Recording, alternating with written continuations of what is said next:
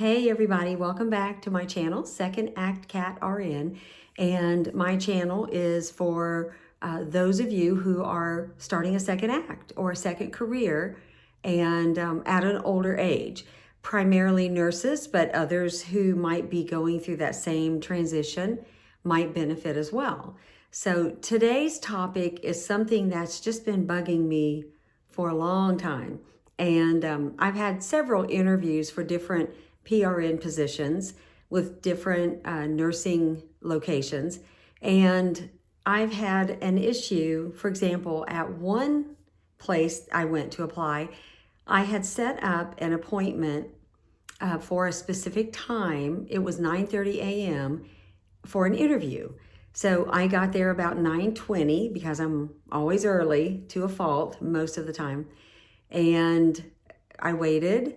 So I knew I was early, so I'd have to wait at least 10 minutes. So I was seated back in a conference room, and on the other side of the wall of the conference room, I could hear the director talking to someone else in her office, and they were laughing and just sounded like they were being silly. So about 9:30, the time of my interview, nobody showed up. And 10 minutes later, nothing. I thought about going to the receptionist who took me back to that office to be seated and just asking her if they knew I was here. So I didn't. I sat there and I gave them the benefit of the doubt. So I waited and I waited and I waited.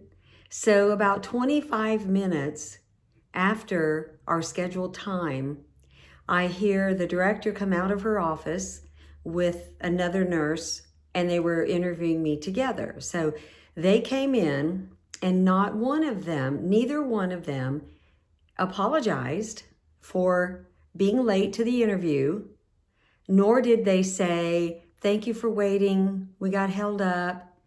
And that to me was a huge turnoff, because in my mind, if a manager or director cannot hold true to their word, especially an appointment for an interview, I just want to throw my hands up in the air. So it makes them look not responsible. Makes them, in my mind, I'm already seeing how things are going to go if I worked for them. I would not be able to contact them probably promptly like a lot of times we have to do in nursing. I probably wouldn't get answers to my questions in a prompt way. And anyway, so I thought maybe that was a one-off and maybe she was just having a bad day. So the next issue was today I was supposed to have a phone interview at a particular time. So a good friend of mine who's a nurse, my good friend that had moved out of state, came to visit for just a couple hours. So we were scheduled to have lunch, and we had gone to an antique place. Then she had a hair appointment, and then we were going to meet for lunch before she went back to out of state where she lives. So I made sure to get home by about 1:20 because my phone call was from her was supposed to be at 1:30. So I got home, and we kind of had a phone interview a couple days ago. So this was a follow-up. She was going to be checking on some things and getting back with me. So 1:30, no call. 1:35, no call. 1:40, no call. So about right after 1:40, I called that office and I explained that I wasn't sure if she was expecting me to call her or if she was going to call me, but I had not heard from her yet. So the receptionist said, when I said, "Is she there? Could I speak to her?" And she said, "Sure," and then came back in the next breath. She didn't leave the phone. She, in the next breath, said, "She's actually not in right now, but I can give her a message to have her call you." So I said, "Okay," and she assured me that I would get a return call, but she didn't know when.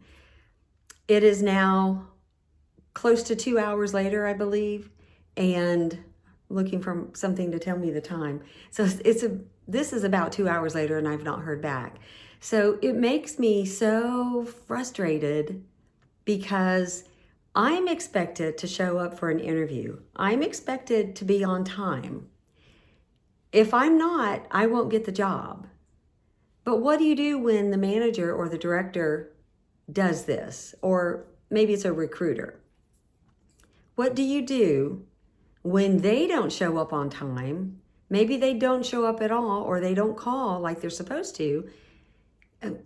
What do you do? It's ridiculous. So there was another one a few weeks ago, maybe 2 weeks ago. I had a phone interview again with a company, and it was, I believe, 10:30 in the morning, 10 or 10:30 in the morning.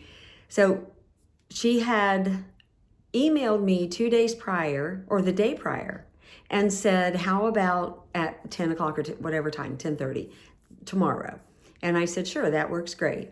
So that time came, and that morning, I got an email with a reminder that it was in the calendar, and it was reminding me, you have an interview at 10 or 10:30 today. And so I didn't think anything of it. Well, I had no phone call from this person. I believe she was a recruiter. I mean, that's unbelievable, because we had made plans for me to interview at that specified time, and I cleared my schedule to make sure nothing interfered with that time frame, and nothing. Never have heard from her. So the reason I wanted to do this video is because of the frustration level. Because I know I'm not the only one. I can't be the only one that this has happened to. And it's so frustrating. So it makes you wonder, do I really want to work for these people? Or do I really want to work for someone who leaves me sitting in a conference room for 20, 25 minutes past the interview time, and they don't apologize, or they don't even acknowledge that they're late to the interview? What do you do? So what are your thoughts? What do you think a manager or a director of nursing, or in any other field for that matter, or a recruiter, but especially a manager or a director? So if you have that problem, what do you do? How do you address it? What do you say? Do you bring it up? Do you say, hey, I've been waiting here 30 minutes, hello? That would make me look bad in their eyes, I would think, if I complained. So I don't complain. But what do you do? What are your thoughts?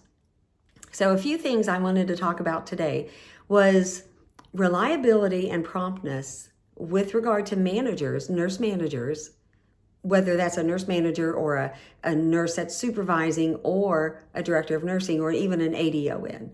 So when they're not prompt and they're not reliable, patient safety starts with leadership showing up. So I'm looking at some notes. I'm not reading directly word for word, but just to jog my memory. So when your leader, your nurse leader, is late or doesn't show up, or takes their time trying to do something or follow up, doesn't respond to you in a timely manner to something that's fairly important, that messes with nurses. They're thinking, my like I said, my thought is, I don't want to work for them, because they can't give me the time of day and be respectful and be prompt. Because if you're the nurse working on a floor and you're late to work, that's not good. If you don't show up for a meeting, a staff meeting, that's not good. If you decide to, something you're obligated to go to, and you are late or don't show up and make no mention of it, you're probably going to get fired or written up. And, why does that have to happen to nurses, but not to nurse managers or nurses that are in management? So that, to me, is like a first clue. It's like, okay, there's something deeper that I need to watch out for. It puts me on guard, puts my guard up. It's so frustrating. So the next thing that matters is the staff is always watching when these managers or these people in authority do this. So they notice if you follow through. I mean, to me, that's a commitment to your job. If you're not following through with training or responding to a member of your staff, how are they going to get the answers they need when they need them? A lot of times, many times in nursing, you have questions that need to be answered as soon as possible. Sometimes they're urgent. You put a call into the nurse manager because of a patient's condition, for example, or a medication that they need, or something new that has come up that's maybe risky, and you've got to get a hold of them, and you can't.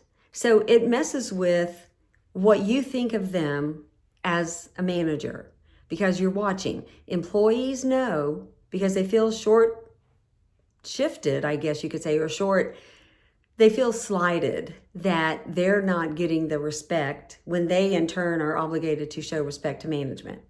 So the next thing is being on time. Management being on time sets the tone for the whole unit.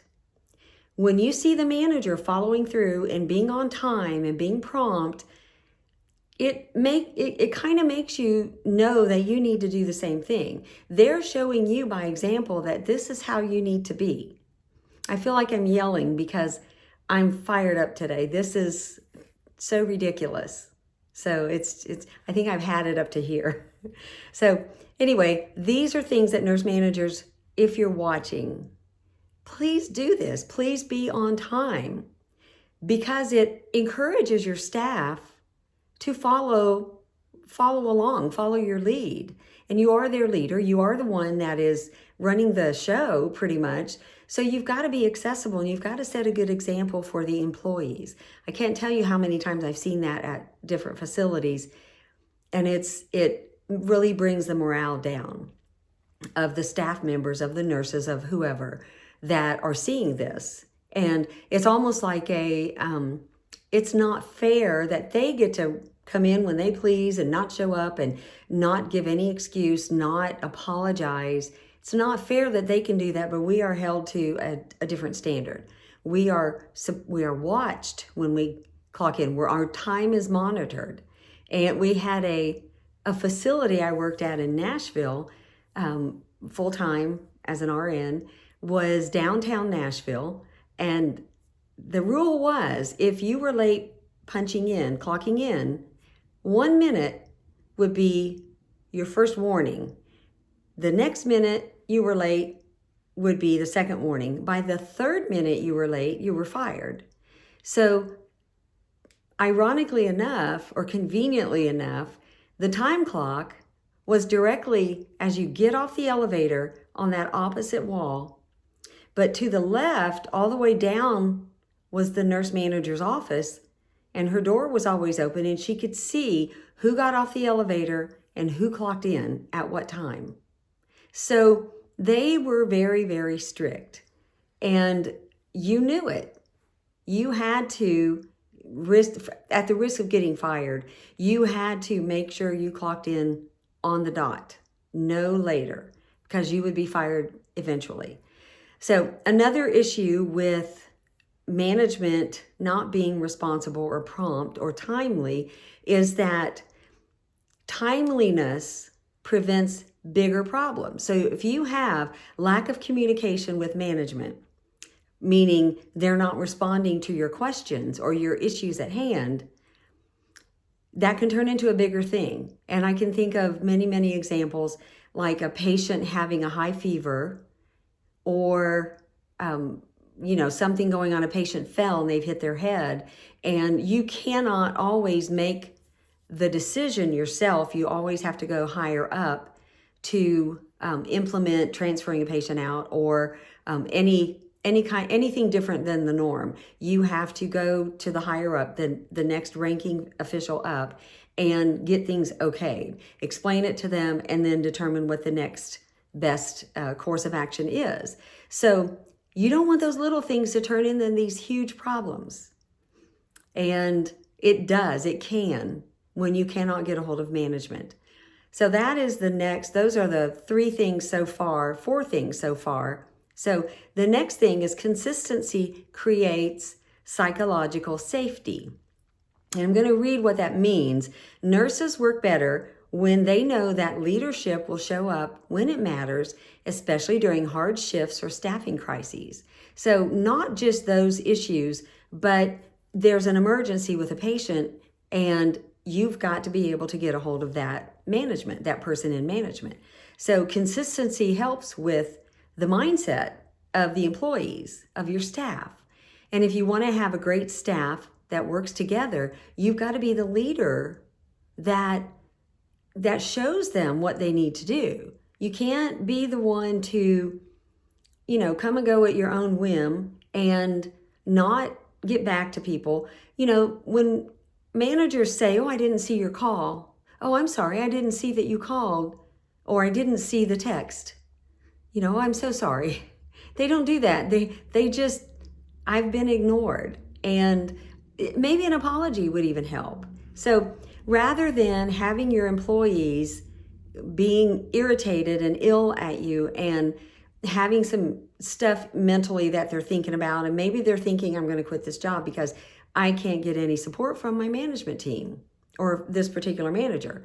You can go higher up, but then you're telling on or tattling on your direct supervisor, your direct manager, and that's not a good look as well. So, you can do it, but I'm telling you that, if you snitch, you're looked at as a troublemaker, and then they can retaliate against you. Retaliation against that is illegal, but it does happen. So the next thing is reliability earns respect, not fear. So if I know my manager is reliable and will be there when I need them, or at least respond in a timely manner, I'm not afraid that something bad is going to happen. I don't have to worry about this issue turning into this gigantic problem that maybe causes greater harm to the patient or changes something in a way that is worse than it was to begin with. The next thing is, in emergencies, leadership speed matters. So getting back to, if there was a patient that had an emergency and you're trying to find out or report that and find out what you should do next or suggest what you should do next, you can't just make that decision on your own without going to a supervisor. The speed matters. The leadership, when they show that they are concerned about an issue, that matters. When staffing falls apart or there's a crisis that hits, the staff need a leader that's going to be there. You need someone that you can depend on. You don't need to be running around trying to find someone in the building because you can't get a hold of them. So you're going office to office to find someone in management that can help you with this issue that needs to be addressed.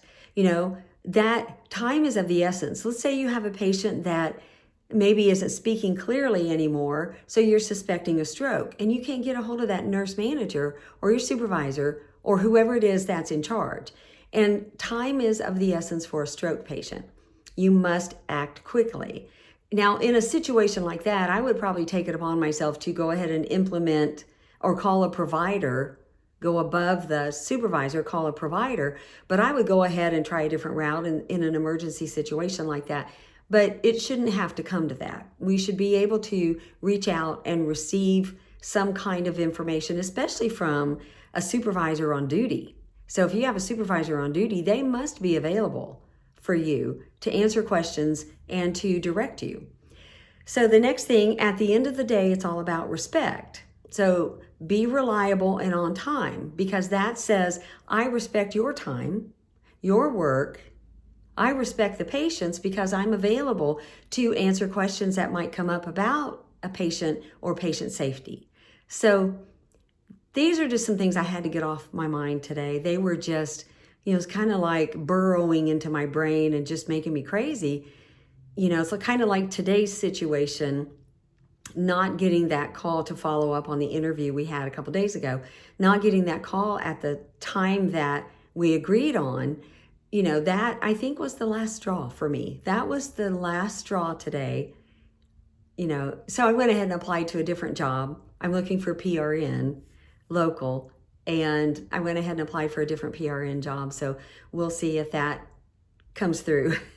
So anyway, please, if you are a nurse manager or a supervisor or DON, ADON, please respect your staff. Please be there for them and support them, because you're going to lose them.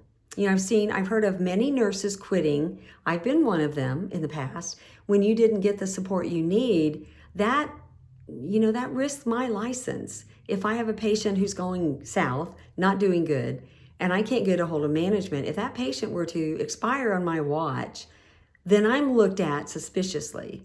And I don't want that. I don't want my license to be at risk. I just don't. So, I want to say shape up or ship out because it's very important that you're reliable and you're prompt and you're very professional about it. So professionalism goes a long way, especially in nursing. So anyway, I hope that you guys don't have to deal with this, but I'm sure there are many that have. Please drop a comment below. Let me know what your situation has been. What has happened in your work environment where there's been an issue with not being able to contact management or supervisor. And please like, share, and subscribe. I would love to just hear your stories. So please try to take care of your patients, and I'll talk to you soon.